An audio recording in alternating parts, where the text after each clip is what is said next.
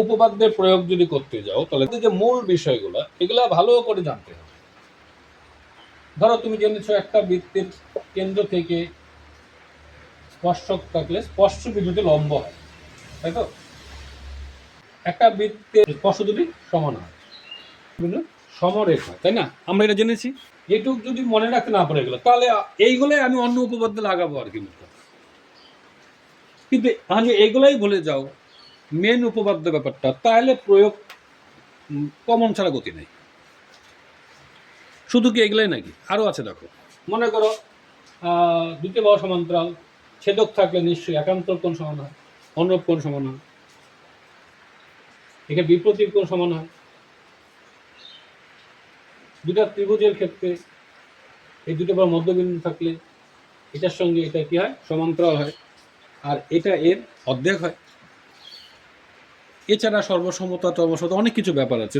কথা হচ্ছে তুমি এগুলা কি মনে রাখতে পেরেছো? মনে নাই। তাহলে এগুলা যে ইউজ করতে হবে নিশ্চয়ই এই উদ্দেশ্যে নিশ্চয়ই বোঝো নাই না।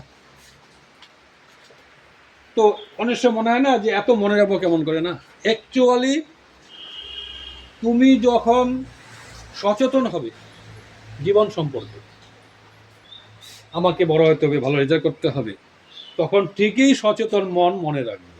তা আমি তখন মনে রাখবো, কারণ কোথাও লাগাবো না। মানে হাঁকা ও মুখস্থ করে মনে রাখা এটা সচেতন ব্যক্তির কাজ নয়। একটু আধ্যাত্মিক হওয়ার চেষ্টা করো। বোঝো তো আধ্যাত্মিকতা মানে আমরা কিন্তু আজকে ধরো শরীর ঝোঁকা হয়ে গেছে, তাই না? যাই করছো, গান করছো, কর্ম করছো, প্রেম করছো, শরীর ঝোঁকা, পরিষ্কার অচেতন হয়ে গেছে। তো এইবার যখন আমি সত্যিকারের উদ্দেশ্যে যাব, মন ওই উদ্দেশ্যে যাব, সঠিক প্রেম করতে যাব, সঠিক কর্ম করব, তখনই মন সচেতন হচ্ছে, আর তখন অনুভব হতে শুরু করবে। এই জন্যই রেজাল্ট ভালো করতে চাও বা আধ্যাত্মিক হতে চাও না, সেরকম চরিত্র যেতে চাও না, এটা অসম্ভব। এই জন্যই বলি পড়াশোনার পাশাপাশি চরিত্রের সাধনা করো। কোষে দেখি 15 দুটি এক কেন্দ্রীয় বৃত্তের বৃহত্তরটির এবিএসি যে স্পর্শ করেছে, এবি আর এসি যে এই ক্রমে পিও কিউ এতে স্পর্শ করেছে। প্রমাণ করতে হবে পি কিউ সমান হাফ বিসি।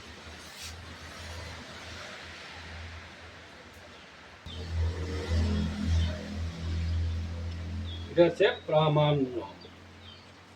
এই ছবিটাতে পরিষ্কার দেখতে পাচ্ছ এখানে এ কিউ আর এপি সমান হবে। এখানে খেয়াল করো, হয় কিনা? পি কিউ হাফ বিসি এই শব্দটা দিয়ে আমি পরিষ্কার বুঝতে পারছি এরকম একটা ব্যাপার আছে, এই বাহুটা এর অর্ধেক হয়, অথচ এরকম দেওয়া নাই। বিসি যোগ করে দাও, দেখো এমন হয়। বিসি যখন যোগ করে দিলাম তখন নিশ্চয়ই, যদি কথার কথা মনে করো এই বিন্দু এবি আর এসির মধ্যবিন্দু হয়, তাহলে নিশ্চয়ই পি কিউটা কি হচ্ছে, এর অর্ধেক হবে কিনা এই চেষ্টা করলে হবে। মধ্যবিন্দু কিনা দেখো কিভাবে করা যাবে। এখানে একটা তুমি এখানে পরিষ্কার বলো কি হবে, এবি স্পর্শ আর ওপিটা কি স্পর্শ বিন্দুগামী ব্যাসার্ধ, সুতরাং ওপিটা নিশ্চয়ই এটার উপর লম্ব হয়ে আছে। এদিকে ওকিউ লম্ব কার উপর, এসির উপর। ওপি লম্ব এ, যেহেতু এবি স্পর্শক আর ওপি হচ্ছে স্পর্শ বিন্দুগামী ব্যাসার্ধ, অনুরূপে হচ্ছে কি বোঝা গেছে লম্ব দুইটা কেন হয়েছে? আগে যে অঙ্ক ছিল আমাদের জের অঙ্ক কি ছিল, কেন্দ্র থেকে যদি জের উপর লম্ব হয় তখন কি হয়, যে কে সমদ্বিখণ্ডিত করে না, এখানে অপি লম্ব, তাহলে এবি যে নিশ্চয়ই এটা সমান এটা হবে। সুতরাং পি এ বি এর মধ্যবিন্দু, কিউ এসি এর মধ্যবিন্দু। যুক্তি লিখলে ভালো হয়। তাহলে এবির মধ্যবিন্দু পি, এসি মধ্যবিন্দু কিউ। ত্রিভুজের দুটি বাহুর মধ্যবিন্দু সংযোগ রেখা তৃতীয় বাহু সমান্তরাল অবজেক্ট। বা সুতরাং পি কিউ হাব।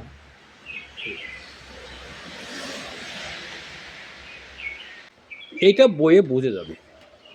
মানে এখানে যে বলছি এ বি প্লাস সিডি সমান বিসি প্লাস দিয়ে দেখাচ্ছি।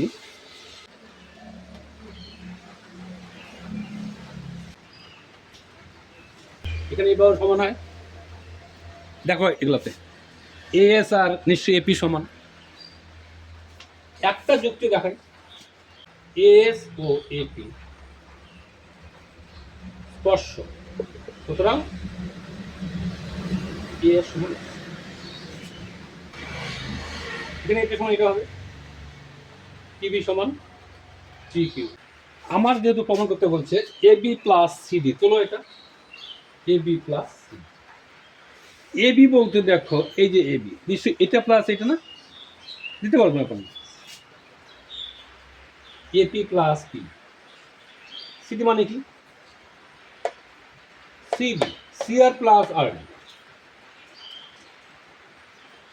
তো এখন দেখো এপি সমান আমি জানি কি এপি সমান এস, এস পিবি মানে কি বিকিউ, সিআর মানে কি ডিআর, আরডি মানে কি। তাহলে আমাকে নিশ্চয়ই যেতে হবে এই বাহুতে, মানে এপি কে আমি লিখতে পারি এস, তাই না।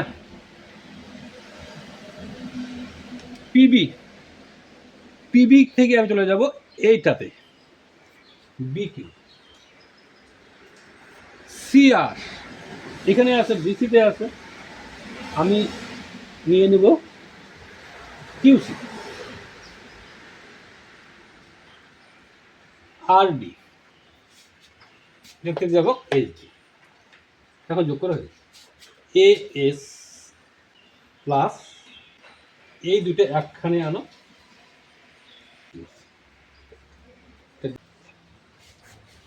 পি ও কিউ কেন্দ্র বিশিষ্ট দুটি বৃত্ত পরস্পরকে এ বিন্দুতে বহিঃস্পর্শ করেছে।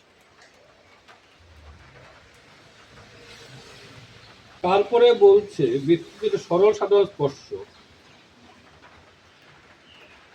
একটা সরল সাধারণ স্পর্শ আর এসে ছেদ করেছে। প্রমাণ করো, প্রমাণ করতে হবে কি যে খুব ভালো করে লক্ষ্য করে দেখো এখানে পি কেন্দ্রীয় বৃত্তে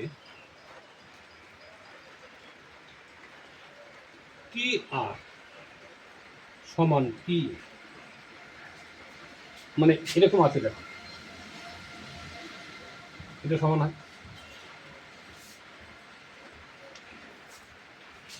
এই ত্রিভুজে একই অবস্থা, তেমনি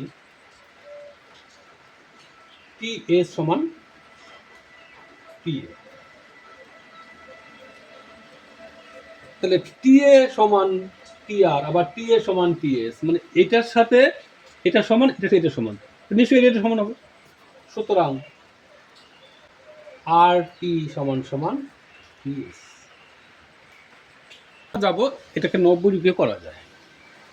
সুতরাং টি আর এ, টি এ আর,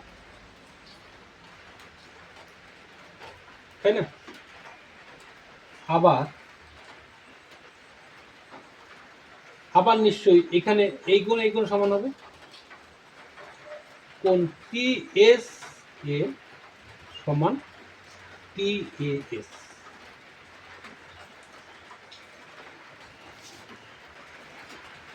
তাহলে এইটুক মানে নিশ্চয়ই এরকম এটা প্লাস এটাই হবে, তাই না। এ আর এস এ কোণ আর এ এস সমান সমান আমরা দিচ্ছি এইটা প্লাস এইটা, এইটা প্লাস এইটা।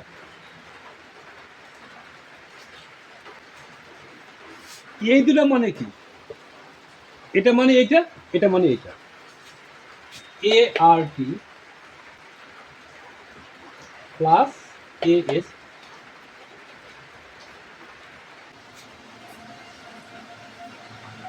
এটার সাথে উভয় পক্ষে আর এ এস যোগ করলাম, তাহলে এটা করো 180 ডিগ্রি, 2 আর এ 180 ডিগ্রি, আর এ এস সমান 90 ডিগ্রি। ঠিক আছে, এইটুক আপাতত করলাম। এছাড়া টেক্সট বই থেকে চেষ্টা করো 3 নম্বর দেখো, মানে একটু সহজ টাইপের, আর এদিকে 8 আর 9 দেখো, চেষ্টা করো, আর চেষ্টা করো মনের দিক থেকে ভালো হতে।